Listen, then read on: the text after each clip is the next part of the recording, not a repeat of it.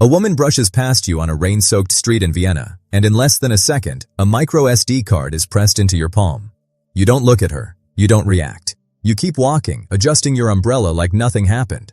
That card contains the identities of 3 intelligence assets embedded inside a foreign government. If you're caught with it, those people die. And no one, not the British Embassy, not the Foreign Office, not a single soul, will admit they know your name. This is your life as every MI6 field agent rank. This video is a dramatization for entertainment and educational purposes. The details presented are based on publicly available information, declassified materials, and credible reporting. Specific operational methods remain classified. MI6, officially known as the Secret Intelligence Service, or SIS, is the United Kingdom's foreign intelligence agency.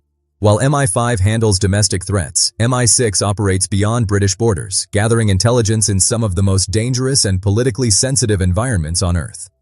Today, we're walking through the entire career arc of an MI6 field agent, from your very first day as a trainee to the highest operational ranks in British intelligence. Let's begin. You almost didn't apply. The job listing was buried on a government careers website, vaguely worded, almost deliberately uninteresting. Something about international policy roles and global analysis. No mention of espionage, no mention of MI6, but you applied, and after months of interviews, psychological evaluations, and a vetting process so invasive it examined your friendships from secondary school, you received a letter. Welcome to the Intelligence Officer New Entry course, known internally as IONEC. You report to Fort Monkton, a secure facility on the southern coast of England, and for the next several months, your old life ceases to exist. You learn surveillance and counter-surveillance. You practice dead drops in small English towns, passing information to other trainees playing the role of foreign assets. You learn how to build a cover identity and, more importantly, how to live inside it without cracking. One exercise drops you into a European city alone. You're given a target. Make contact with a simulated asset in a cafe without being detected by an opposing team tracking your every move. Your heart is hammering the entire time. Most of your fellow trainees are sharp, driven people, former diplomats, military officers, academics. Not all of them will make it through. IONEC has a washout rate that the service doesn't advertise, but you survive. You adapt. And on graduation day, there's no ceremony, no photograph, no public record, just a handshake and a quiet assignment. 6 months after graduating the program, you step off a commercial flight in Amman, Jordan, carrying a passport with a name that isn't yours. Officially, you're a mid-level attaché at the British Embassy. Unofficially, you've been sent to develop contacts within Jordan's intelligence community and identify potential recruitment targets. Your days are spent attending diplomatic functions, language classes, and cultural briefings. Your nights are spent writing intelligence reports in a secure room inside the embassy. Your first real assignment is a man named Faisal, a mid-ranking civil servant in a neighboring country's trade ministry who travels to Amman regularly. Your station chief believes Faisal has access to information about illicit procurement networks. Your job is to befriend him, not recruit him, not yet. Just get close. You meet him at a reception, talk about football, exchange phone numbers. Over the next 4 months, you build a relationship, slowly steering conversations toward his frustrations with his government, his financial pressures, his ambitions. Every interaction is documented. Every word is analyzed back at Vauxhall Cross. You're learning the most essential skill in intelligence work: patience. One wrong question, one moment of pressure, and Faisal disappears, and so does the intelligence opportunity. This is where you discover that espionage is not about gadgets or car chases. It is about trust, manipulation, and the long game. You've spent 3 years learning how this world actually works, and now the training wheels are off. As a full intelligence officer, you're given operational autonomy for the first time. You're posted to a new country, this time somewhere harder. Nairobi, or Islamabad, or a city you won't find in any official SIS document. You're responsible for recruiting and running your own network of agents, foreign nationals who provide intelligence to the British government, often at extraordinary personal risk. One of your agents is a woman named Amara, a telecommunications engineer with access to metadata that reveals the communication patterns of a regional terror network. She agreed to work with you not for money, but because she watched that network destroy her village.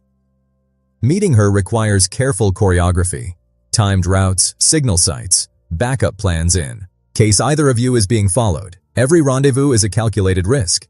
If her government discovers what she's doing, she faces imprisonment or worse. And you carry that weight.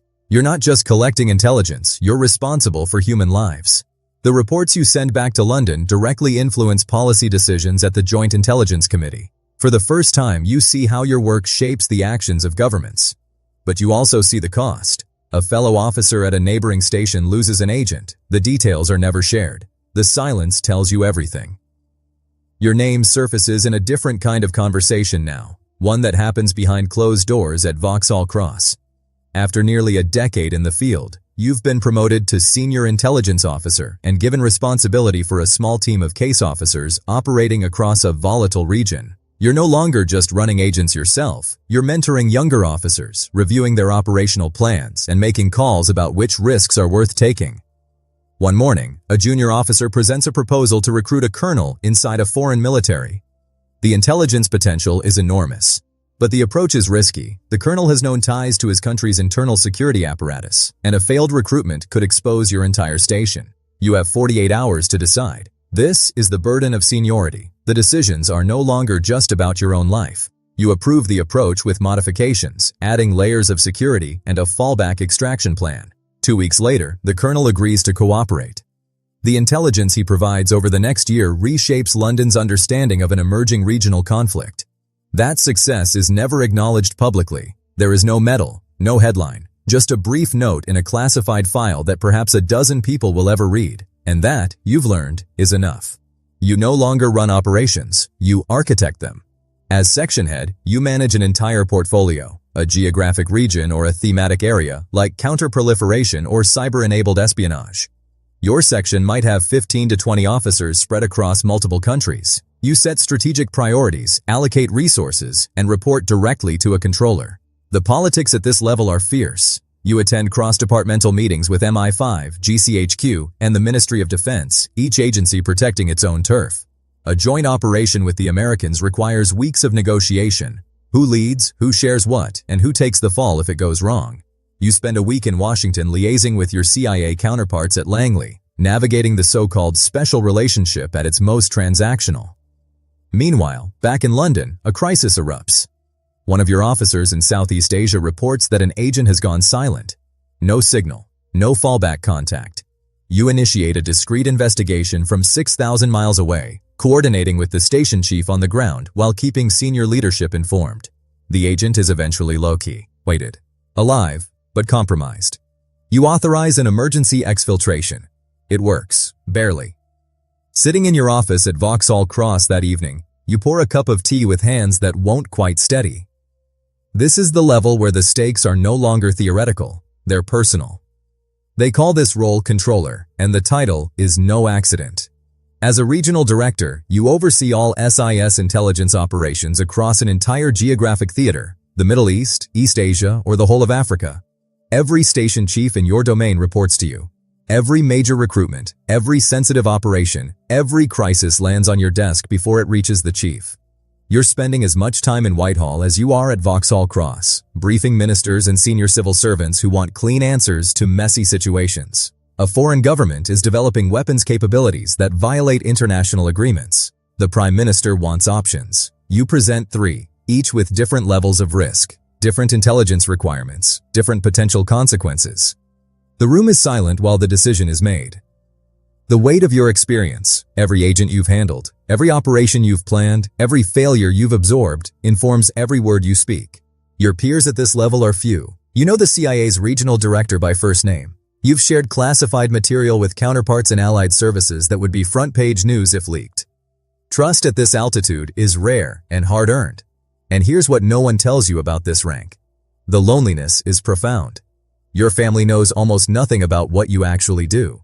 Your oldest friendships have faded under the strain of decades of secrecy. But the work matters. You know it matters because you've seen what happens when intelligence fails. There are perhaps 5 people in the United Kingdom who fully understand what crosses your desk each morning. As Deputy Chief of the Secret Intelligence Service, sometimes referred to internally as the DCSS, you sit at the right hand of the Chief, known simply as C. You are responsible for the operational health of the entire service. Every covert operation worldwide, every intelligence sharing agreement, every budget battle with the Treasury flows through you. On a Tuesday morning in early spring, you chair a meeting in a secure briefing room beneath Whitehall.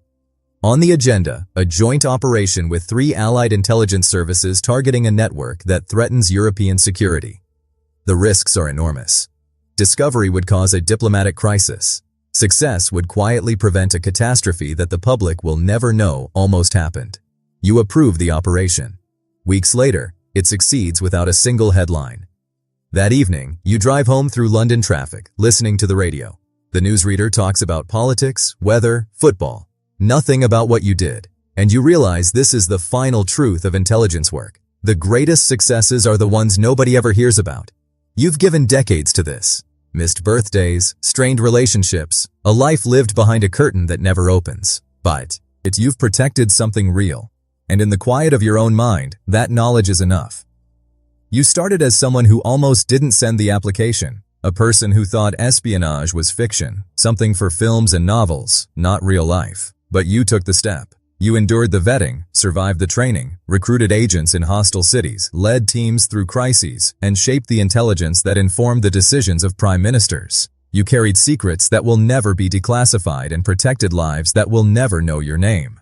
The world of MI6 is not glamorous. It is patient, painstaking, and often lonely. But for those who walk this path, there is a quiet certainty that what they do matters, even if the proof remains locked behind doors that most people will never see. That is the life of an MI6 field agent, from first rank to last. If this deep dive into MI6 resonated with you, subscribe for more explorations into the world's most elite intelligence and military ranks. Next, we're uncovering the hidden hierarchy inside Israel's Mossad. You won't want to miss it.